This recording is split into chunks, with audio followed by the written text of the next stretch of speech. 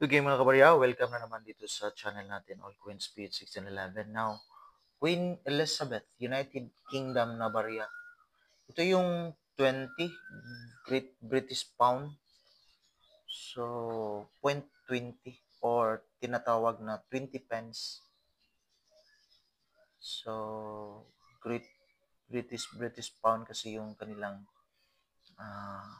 currency mga kabarya. Yung pound sterling. Now, update natin kung magkano ito sa ngayon. Although yung equivalent ito sa atin nasa 15 peso. So, ito yung titinan natin. So, nasa 15 peso yung kanyang equivalent. Try natin tingnan dito kay indatnomista.com.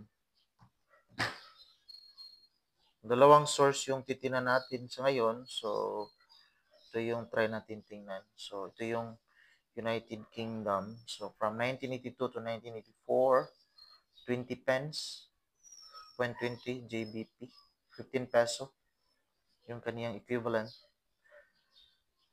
Now, dito, may nakita kasi tayo dito, although ito yung sa indatnomista.com.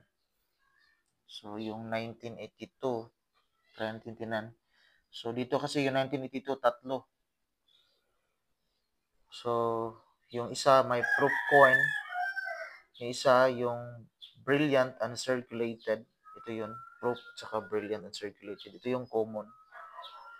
Dito, 130 yung uncirculated. So, common with 740 million. Maraming nag-circulate. 740,815,000. So, walang extra value dito, although dito lang sa uncirculated.